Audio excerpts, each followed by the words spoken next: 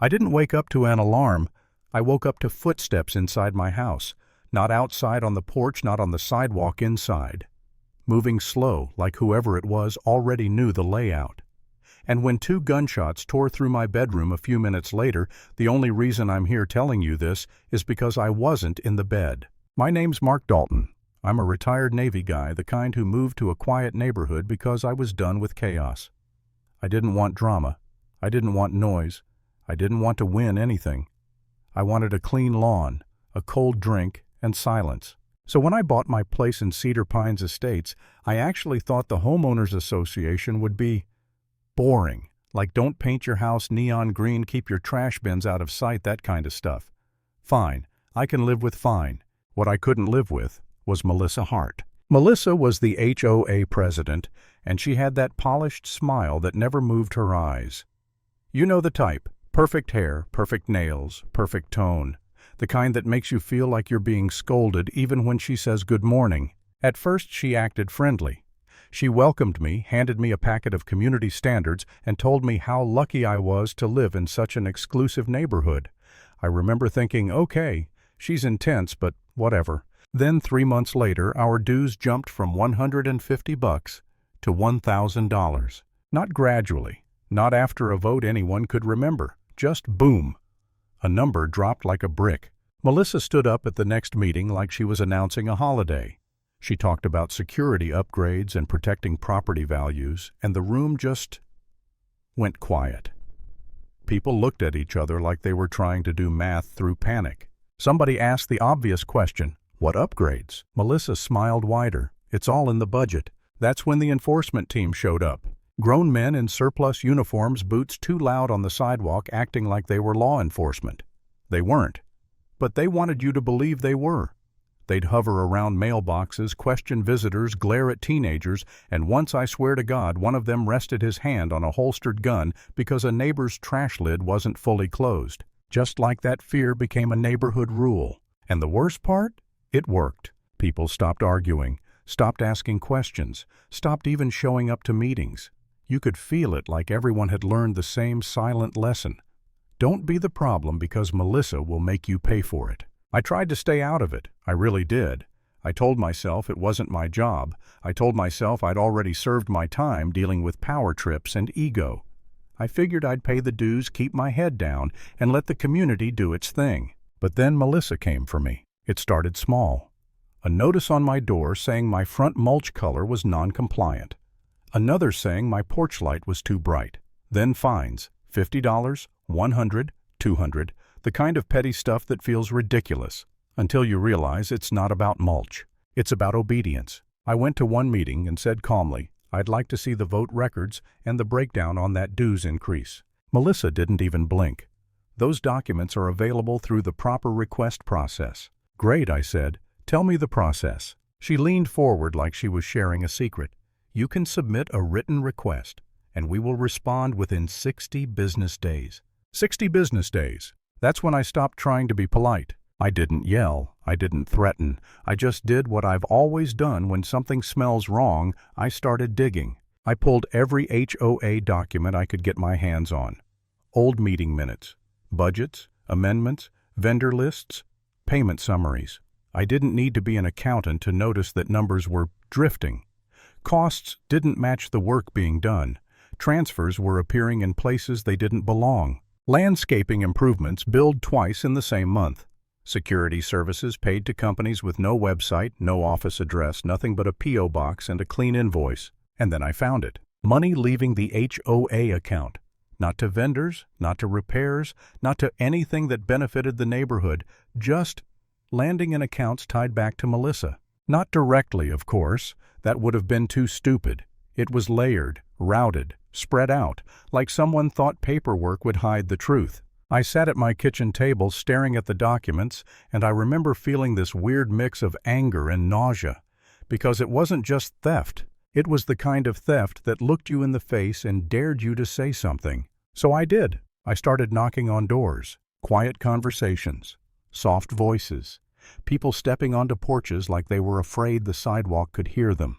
A couple neighbors told me Melissa had drained their savings with fines. One guy admitted he sold his house because he couldn't take it anymore, said the enforcement team followed him when he walked his dog like they were counting his breaths. One woman actually grabbed my arm and whispered, "Please stop. You don't know what she's capable of." That shook me more than the documents did, because for the first time I felt alone in it. Like I was the only idiot still standing in the open while everyone else had already learned to hide. And that's where the doubt hit me. I'm not proud of it, but it's the truth. I sat in my living room one night, lights off, staring at my own reflection in the dark window, and I actually wondered, what if I'm the problem? What if I'm making this worse for everybody? What if the smart move is to sell, walk away, let Melissa have her little kingdom, and just disappear? I'd already done my duty. I'd already fought enough battles. Why was I picking a war with a woman in a blazer and a fake badge crew? Because then I pictured my neighbors, good people living like prisoners in their own homes. And I realized, if I backed down now, I wasn't being smart. I was teaching a bully that she was right. So I made copies. Not just copies, backups. Multiple. One set at a friend's place off-site. One encrypted. One printed. Because something in my gut kept whispering the same warning: if Melissa finds out you have this, she's going to come for it. The next HOA meeting was packed like a courtroom. Melissa walked in, dressed sharp jewelry gleaming, flanked by her enforcement guys like they were Secret Service. She smiled at the room and started talking about community unity like she hadn't been terrorizing people for months. When she opened the floor for comments, my heart was pounding so loud I could hear it in my teeth. I stood up. I didn't ramble. I didn't plead. I just laid the documents down on the table in front of the board and said I went through the HOA finances. The dues increase wasn't for improvements. It was for you. The room went dead.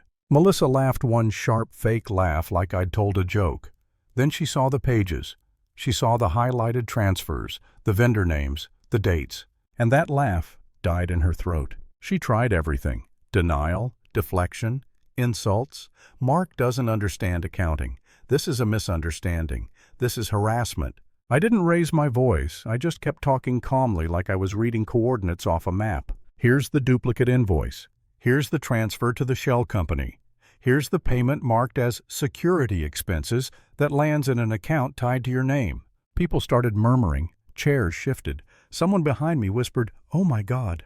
Melissa's smile twitched like it was trying to escape her face. When I finished, I looked straight at her and said, "I'm meeting my attorney tomorrow morning." Her eyes didn't show fear. They showed calculation. After the meeting, her enforcement guys didn't yell at me. They didn't threaten me out loud.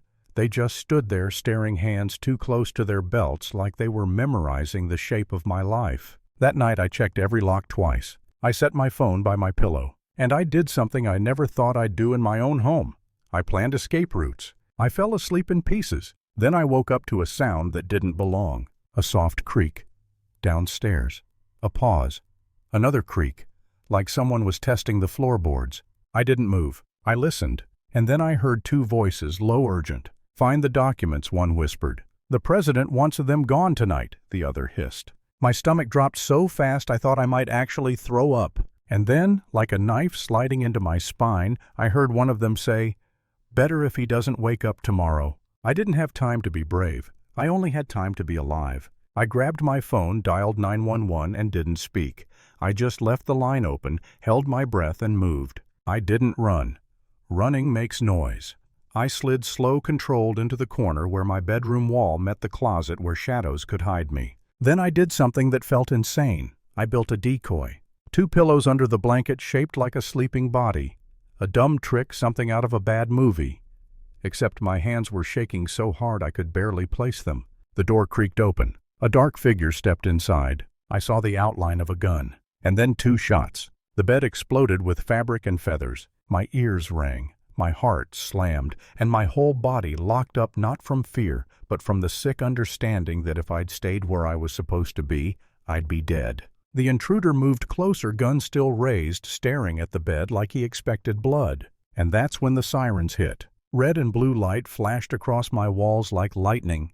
The intruders froze, hesitated, then bolted, crashing through the hallway like panicked animals. The police stormed in minutes later. Orders shouted, boots pounding, flashlights slicing through darkness. They secured the house, found the broken door, the shell casings, the shredded bedding. And when they finally found me alive, shaking eyes burning, they didn't look at me like a suspect. They looked at me like a man who just barely stepped out of a grave. At the station, it didn't take long. Separated rooms, harsh lights, questions they couldn't wriggle out of. Those men weren't cops. They weren't even security. They were hired. And when they realized the evidence was real, the consequences were real, and Melissa wasn't going to save them, they talked. They admitted Melissa Hart hired them, paid them through shell accounts labeled as security expenses.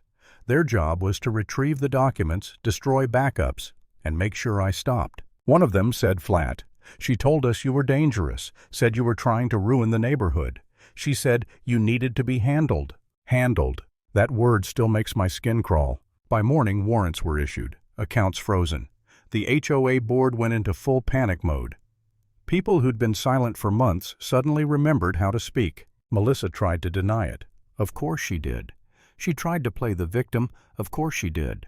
But the payments, the calls, the testimony, the timing, it all stacked into a wall she couldn't charm her way through. And when the charges hit fraud, conspiracy, money laundering, and attempted murder tied directly to her instructions, Melissa Hart finally lost what she'd been feeding on the whole time: power. Because power built on fear only works until someone refuses to kneel. Lesson: never let a bully with a title convince you that your own home isn't yours.